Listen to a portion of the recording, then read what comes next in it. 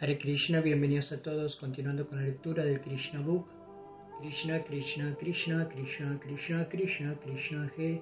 Krishna, Krishna, Krishna, Krishna, Krishna, Krishna, Krishna, He. Krishna, Krishna, Krishna, Krishna, Krishna, Krishna, Rakshamam. Krishna, Krishna, Krishna, Krishna, Krishna, Krishna, Pahimam. Rama Raghava, Rama Raghava, Rama Raghava, Rakshamam. Krishna Keshava, Krishna Keshava, Krishna Keshava, Pahimam. Capítulo 69. Las actividades diarias del Señor Krishna. Los mantras védicos nos hacen saber que la Suprema Personalidad de Dios no tiene obligación de hacer nada. Natasya karyam karanam chavidyate. Pero si el Señor Supremo no tiene obligación de hacer nada, ¿cómo podemos hablar de las actividades del Señor Supremo? El capítulo anterior dejó en claro que nadie puede actuar de la forma en que lo hace el Señor Krishna. Hemos de notar el siguiente hecho claramente. Las actividades del Señor deben seguirse, pero no pueden ser imitadas. Por ejemplo, la vida ideal de Krishna como jefe de familia puede seguirse, pero si se quiere imitar a Krishna, expandiéndose uno en muchas formas, eso no es posible. Siempre debemos recordar, por lo tanto, que el Señor Krishna, a pesar de que desempeñe el papel de un ser humano, mantiene simultáneamente la posición de Suprema Personalidad de Dios. Podemos seguir el ejemplo de los tratos que, en su papel de ser humano ordinario, tuvo el Señor Krishna con sus esposas. Pero sus tratos con más de 16.000 esposas a la vez no pueden imitarse. La conclusión es que, para convertirnos en jefe de familia ideales, debemos seguir los pasos del Señor Krishna de la manera en que Él exhibió sus actividades diarias, pero no podemos imitarlo a Él en ninguna etapa de nuestra vida. El Señor Krishna solía acostarse con sus 16.000 esposas, pero también se levantaba de la cama muy temprano por la mañana, 3 horas antes de la salida del sol. Por disposición de la naturaleza, el canto de los gallos anuncia la hora del Brahma Muhurta. No hay necesidad de relojes despertadores. Tan pronto como los gallos cantan en las primeras horas de la mañana, ha de saberse que es hora de levantarse de la cama. Al oír ese sonido, Krishna se levantaba de la cama, pero el hecho de que él se levantara temprano no era muy del agrado de sus esposas. Las esposas de Krishna estaban tan apegadas a él que yacían en la cama abrazándolo, y tan pronto como los gallos cantaban, las esposas de Krishna lo lamentaban mucho e inmediatamente condenaban el canto. En el jardín que se encontraba dentro del reino de cada palacio había flores parijata. La parijata no es una flor artificial. Recordemos que Krishna trajo del cielo los árboles parijata y los plantó en todos sus palacios. En las primeras horas de la mañana, una brisa suave llevaba el aroma de la flor parijata y Krishna la olía justo después de levantarse de la cama. A causa de este aroma, las abejas malíferas comenzaban sus vibraciones zumbantes y los pájaros también comenzaban sus sonidos de dulces gorjeos. En conjunto todo sonaba como el canto de cantantes profesionales dedicados a ofrecer oraciones a Krishna. Aunque Srimati Rukmini Devi, la primera reina del Señor Krishna, sabía que el Brahma Muhurta es el intervalo de tiempo más auspicioso de todo el día, ella se disgustaba con la aparición del Brahma Muhurta, porque no le agradaba que Krishna se levantara de la cama y se fuera de su lado. A pesar de que Srimati Rukmini Devi se disgustara, el Señor Krishna se levantaba de inmediato de la cama, justo con la aparición del Brahma Muhurta. Un hombre de familia ideal debe aprender del comportamiento del Señor Krishna al levantarse en las primeras horas de la mañana, sin importar cuán confortablemente pueda encontrarse acostado en la cama abrazado por su esposa. Después de levantarse de la cama, el Señor Krishna lavaba su boca, sus manos y sus pies, e inmediatamente se sentaba y meditaba en sí mismo. Sin embargo, esto no significa que también nosotros debemos sentarnos y meditar en nosotros mismos. Tenemos que meditar en Krishna, Radha Krishna. Esa es la verdadera meditación. Krishna es Krishna mismo. Luego, él nos estaba enseñando que el Brahma Muhurta debe utilizarse para meditar en Radha Krishna. Al hacer eso, Krishna se sentía muy satisfecho y de forma similar, también nosotros nos sentiremos trascendentalmente complacidos y satisfechos si utilizamos el periodo del Brahma Muhurta para meditar en Radha Krishna, y si pensamos en cómo Shri Rukmini Devi y Krishna actuaron como personas casadas ideales, para enseñarle a toda la sociedad humana a levantarse en las primeras horas de la mañana e inmediatamente ocuparse del cultivo de conciencia de Krishna. No hay diferencia entre meditar en las formas eternas de Radha Krishna y cantar el Mahamantra Hare Krishna. En lo que concierne a la meditación de Krishna, él no tenía otra alternativa que meditar en sí mismo. El objeto de la meditación es Brahman, Paramatma o la Suprema Personalidad de Dios, pero Krishna mismo es las tres cosas. Él es la Suprema Personalidad de Dios Bhagavan, el Paramatma localizado en la exposición de su porción plenaria, y la omnipresente refulgencia del Brahman constituye los rayos personales de su cuerpo trascendental. Por lo tanto, Krishna siempre es uno y para él no hay diferenciación. Esa es la diferencia entre un ser viviente ordinario y Krishna. En un ser viviente ordinario existen muchas diferencias. Un ser viviente ordinario es diferente de su cuerpo y es diferente de otras especies de entidades vivientes. Un ser humano es diferente de otros seres humanos y diferente de los animales. Aún en su propio cuerpo hay diferentes extremidades corporales. Tenemos nuestras manos y piernas, pero nuestras manos son diferentes de nuestras piernas. La mano no puede actuar como la pierna, ni la pierna puede actuar como la mano. Los ojos no pueden oír como los oídos, ni los oídos pueden ver como los ojos. Técnicamente todas estas diferencias se denominan Swachatiya Vijatiya. La limitación corporal por la que una parte del cuerpo no puede actuar como otra parte no se encuentra en absoluto en la Suprema Personalidad de Dios. No hay ninguna diferencia entre su cuerpo y él mismo. Él es completamente espiritual y por consiguiente no hay diferencia material entre su cuerpo y su alma. De forma similar, él no es diferente de sus millones de encarnaciones y expansiones plenarias. Baladeva es la primera expansión de Krishna y de Baladeva se expanden Sankarsana, Vasudeva, Pradyumna y Aniruddha. Además de Sankarsana se expande Narayana y a partir de Narayana hay una segunda expansión cuádruple como Sankarsana, Vasudeva, Pradyumna y Aniruddha. De igual manera hay innumerables expansiones de Krishna, pero todas ellas son una. Krishna tiene muchas encarnaciones tales como el señor Nishinja, el señor Jabalí, el señor Pez y el señor Tortuga. Pero no hay diferencia entre la forma original de Krishna que posee dos brazos, que es semejante a la de un ser humano, y estas encarnaciones de gigantescas formas de animales. Ni tampoco hay diferencia alguna entre la acción de una parte de su cuerpo y la de otra. Sus manos pueden actuar como sus piernas, sus ojos pueden actuar como sus oídos, o su nariz puede actuar como otra parte de su cuerpo. Las funciones de oler, comer y oír que manifiesta Krishna son todas iguales. Nosotros, entidades vivientes limitadas, tenemos que usar una parte particular del cuerpo para un propósito particular, pero no existe una diferenciación así en Krishna.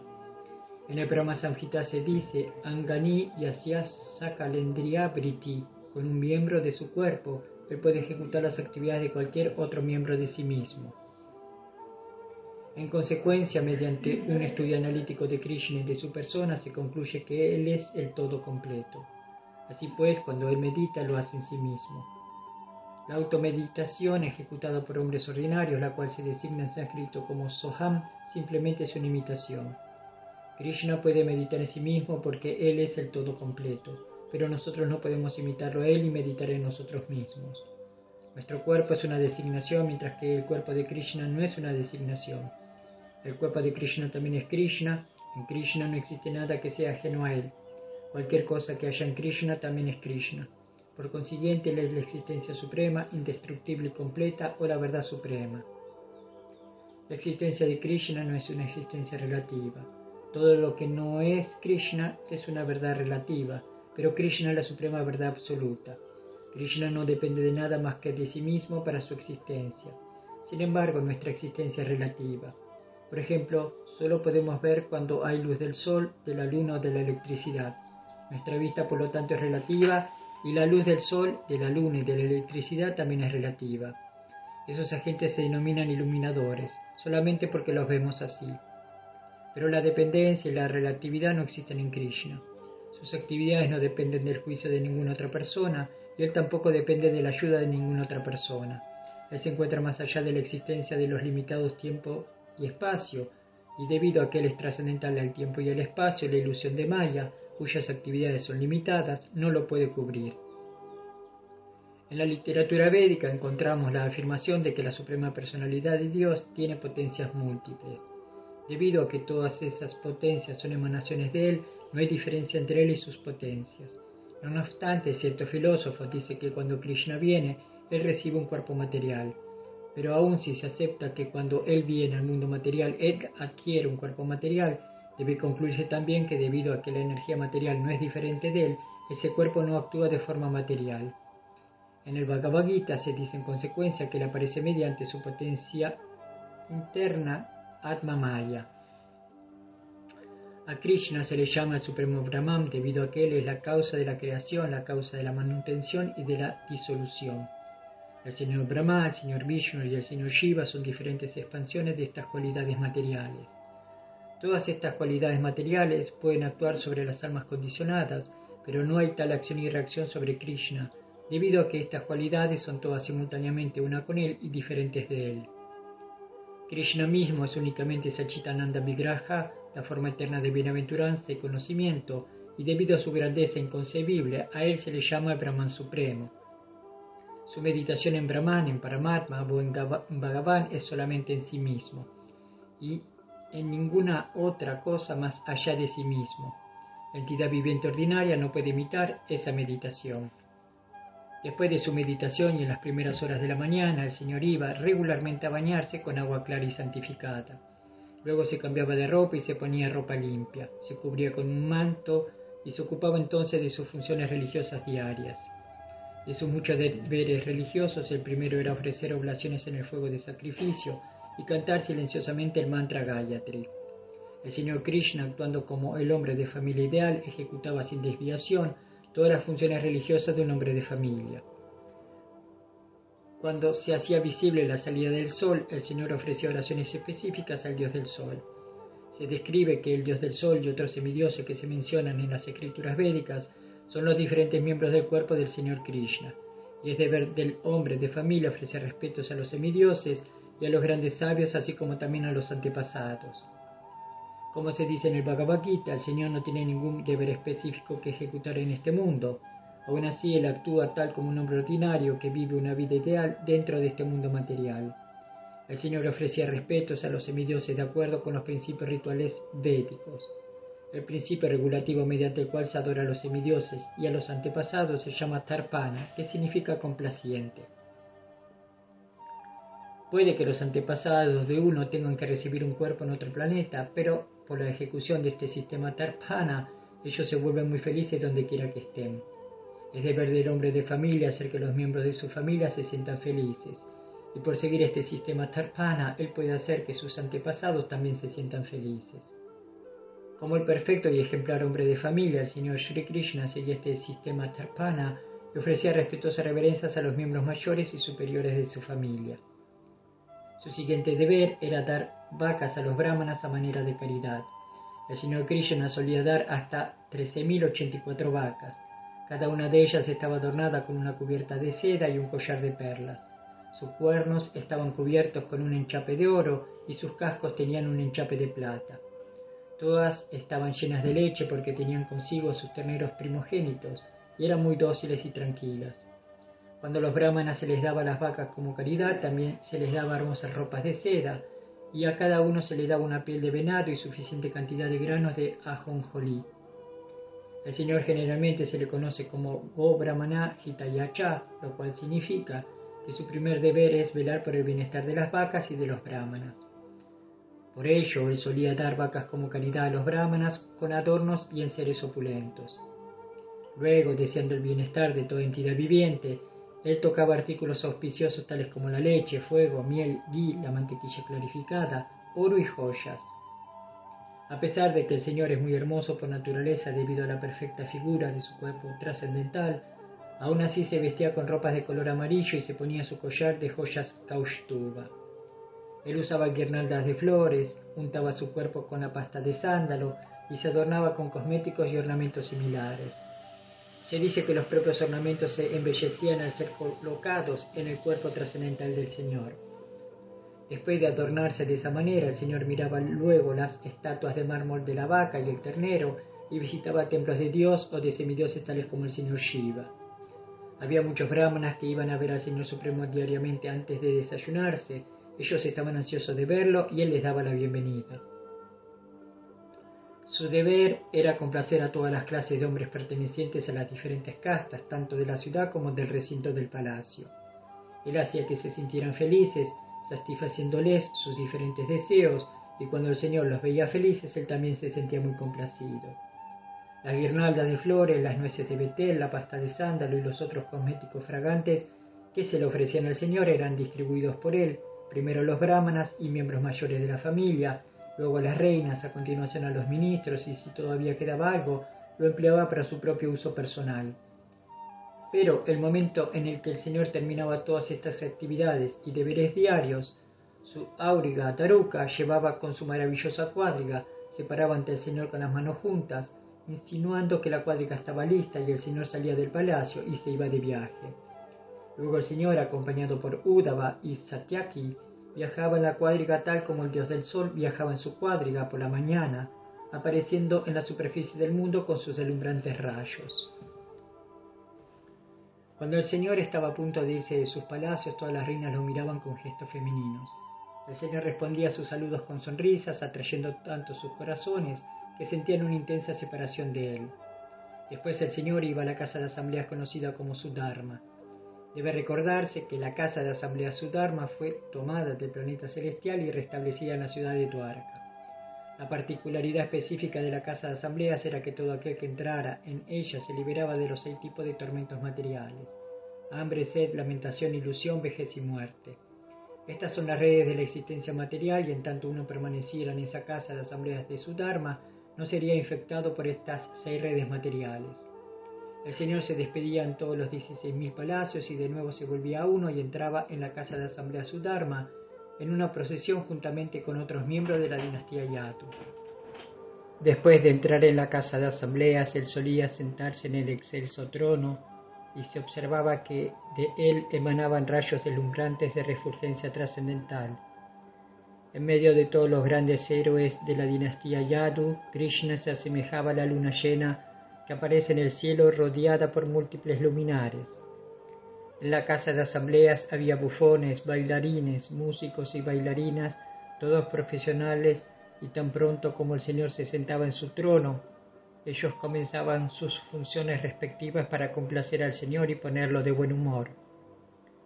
En primer lugar, los bufones hablaban de manera tal que el Señor y sus asociados disfrutaban de sus gracias, las cuales refrescaban el matiz de la mañana.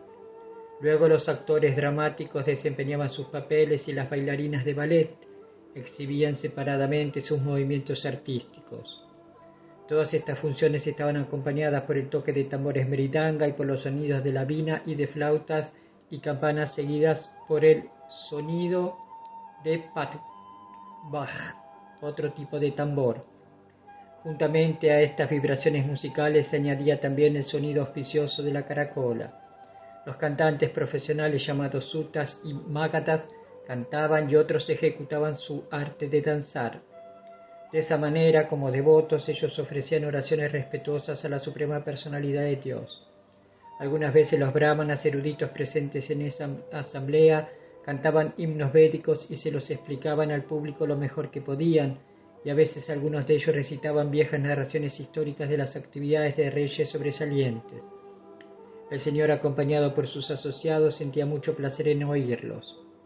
Una vez, una persona desconocida por todos los miembros de la asamblea llegó al portón de la casa de asambleas y, con el permiso del Señor Krishna, el portero lo admitió en la asamblea. El portero recibió la orden de presentarlo ante el Señor y el hombre apareció y le ofreció reverencias respetuosas al Señor con las manos juntas. Resulta que cuando el rey Jarasandha conquistó todos los demás reinos, muchos reyes no inclinaron sus cabezas ante Jarasandha y como resultado de esto todos ellos, que eran 20.000 en total, fueron arrestados y encarcelados por él. El hombre que el portero trajo ante el Señor Krishna era un mensajero y representante de todos esos reyes encarcelados. Al ser debidamente presentado ante el Señor, el hombre comenzó a explicar la situación concreta de la siguiente manera. Mi querido Señor, tú eres la forma eterna de bienaventuranza y conocimiento trascendentales. Como tal, tú te encuentras más allá del alcance de la especulación mental o de la descripción verbal de que cualquier hombre materialista de este mundo. Las personas que están plenamente rendidas a tus pies de loto pueden conocer una ligera porción de tus glorias y solamente por tu gracia esas personas se liberan de toda ansiedad material. Mi querido Señor, yo no soy una de esas almas rendidas. Todavía me encuentro sujeto a la dualidad e ilusión de esta existencia material. Por lo tanto he venido a refugiarme a tus pies de loto, pues le temo al ciclo de nacimiento y muerte. Mi querido Señor, creo que hay muchas entidades vivientes como yo que están eternamente enredadas en las actividades fructivas y sus reacciones. Ellas nunca están dispuestas a seguir tus instrucciones mediante la ejecución del servicio devocional, a pesar de que es muy agradable para el corazón y muy auspicioso para la existencia de uno. Por el contrario, están en contra del camino de la vida consciente de Krishna y están errando por los tres mundos impulsados por la energía ilusoria de la existencia material. Mi querido Señor, ¿quién puede estimar tu misericordia y tus actividades poderosas?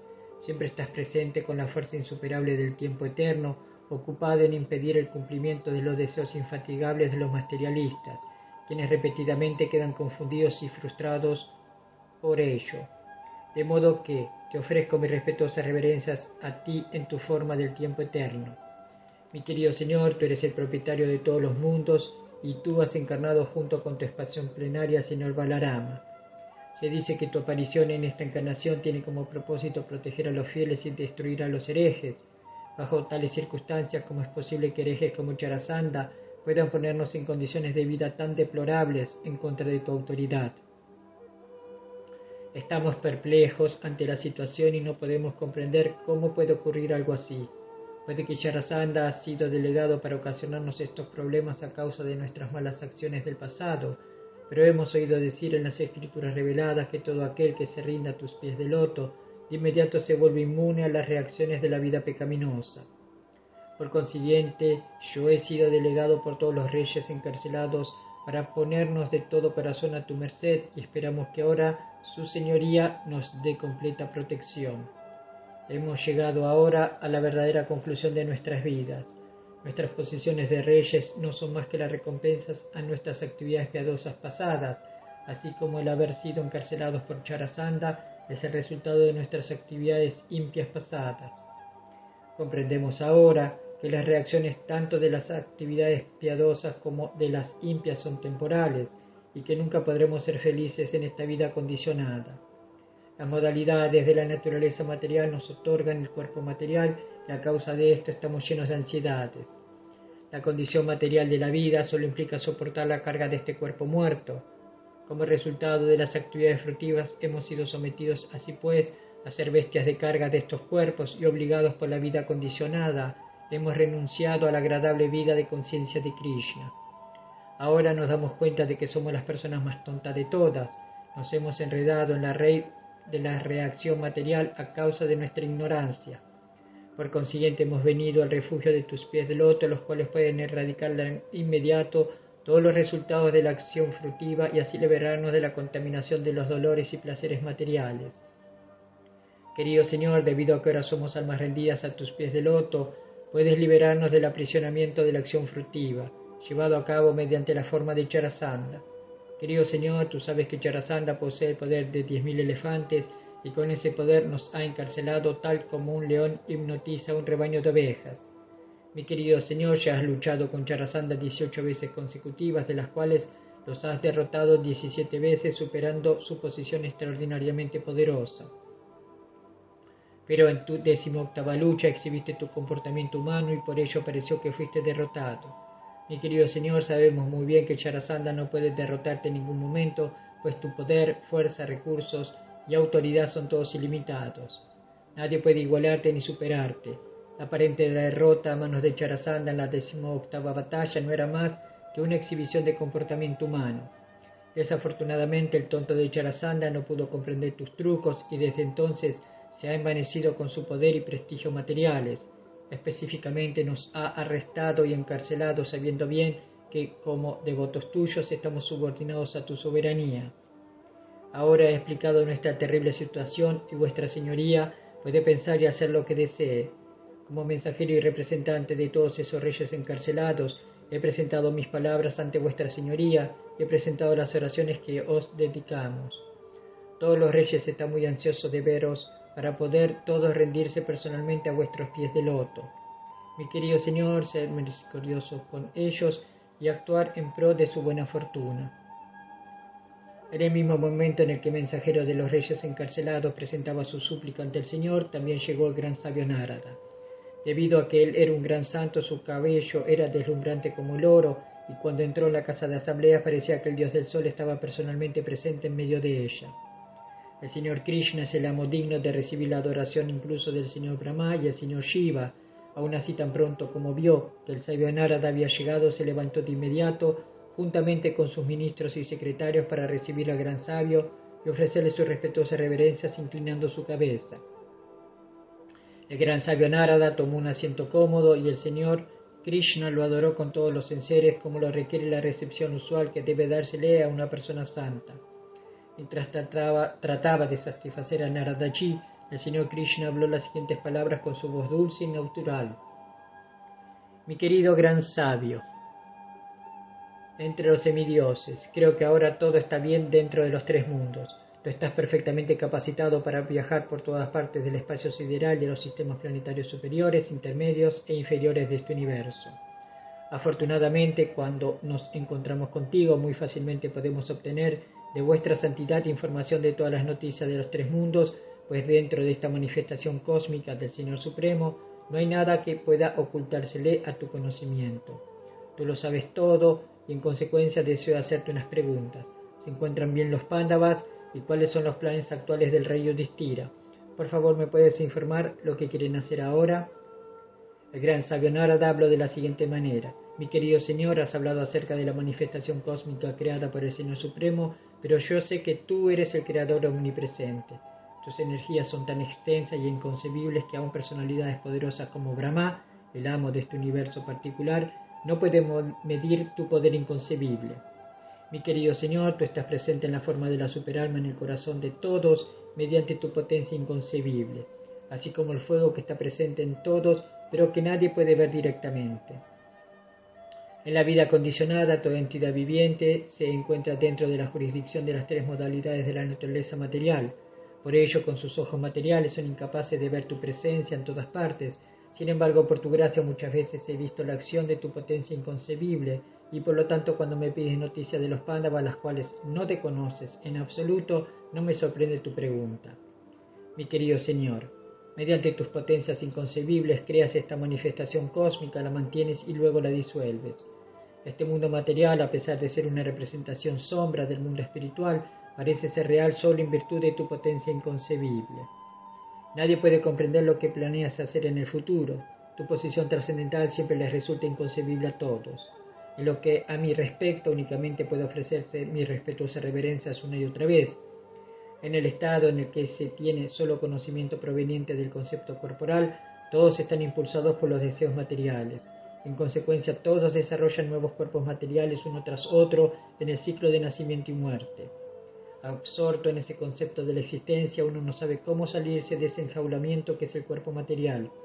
Por tu misericordia sin causa, mi Señor, tú desciendes para exhibir tus diferentes pasatiempos trascendentales que iluminan y están llenos de gloria. Por consiguiente, no tengo otra alternativa que ofrecerte mis respetuosas reverencias a ti. Mi querido Señor, tú eres el supremo Parabrahman, y tus pasatiempos como un ser humano ordinario son otro recurso estratégico, tal como una obra de teatro en la que el actor desempeña papeles diferentes a los de su propia identidad. Has preguntado por tus primos los Pándavas en el carácter de su bienqueriente y por consiguiente te informaré de sus intenciones. Ahora por favor óyeme.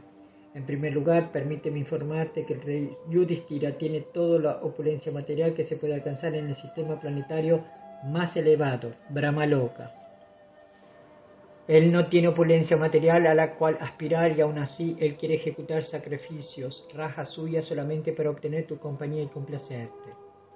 Narada le informó al Señor Krishna, el rey Yudhishthira es tan opulento que ha logrado todas las opulencias de Brahmaloka, incluso encontrándose en este planeta terrenal. Él está plenamente satisfecho y no necesita nada más. Él tiene de todo a plenitud, pero ahora quiere adorarte para alcanzar tu misericordia sin causa. Y yo quisiera suplicarte que satisfagas sus deseos. Mi querido Señor, en esas grandes ejecuciones de sacrificio que hará el rey Yudhishthira, se reunirán todos los semidioses y todos los reyes famosos del mundo. Mi querido Señor, tú eres el Brahman Supremo, la personalidad de Dios, aquel que se dedica a tu servicio devocional a través de los métodos prescritos de oír, cantar y recordar, sin duda se purifica de la contaminación de las modalidades de la naturaleza material. ¿Y qué decir de aquellos que tienen la oportunidad de verte y de tocarte directamente? Mi querido Señor, tú eres el símbolo de todo lo auspicioso. Tu nombre y fama trascendentales se han difundido a través de todo el universo, incluyendo los sistemas planetarios superiores, intermedios e inferiores. El agua trascendental que lava tus pies de loto se conoce como Mandakini en el sistema planetario superior, como Bhagavati en el sistema planetario inferior y como el Ganges en este sistema planetario terrenal. Esta agua sagrada y trascendental fluye a través del universo entero, purificando todo lugar por donde fluye. Justo antes de que el gran sabio Narada llegara a la casa de asamblea Sudharma de Dwaraka, el señor Krishna y sus ministros y secretarios habían estado considerando cómo atacar el reino de Jarasandha. Debido a que estaban considerando seriamente este asunto, no les atraía mucho la propuesta de Narada de que el señor Krishna fuera a Hastinapura para el gran sacrificio Rajasuya de Maharaj Yudhishthira. El señor Krishna podía comprender las intenciones de sus asociados debido a que él es el director incluso del señor Brahma. Así que para tranquilizarlos, les dijo sonriendo a Uddhava: mi querido Uddhava, tú siempre eres mi bien queriente y confidente amigo. En consecuencia deseo ver todo a través de ti, pues creo que tu consejo siempre es correcto. Yo creo que tú comprendes toda la situación perfectamente. Por consiguiente te pido tu opinión. ¿Qué debo hacer? Tengo fe en ti, y por ello haré lo que me aconsejes. Uddhava sabía que a pesar de que el señor Krishna actuaba como un hombre ordinario, él sabía todo, pasado, presente y futuro. Sin embargo, debido a que el señor estaba tratando de consultar con él, Uddhava, para prestarle servicio al señor, comenzó a hablar.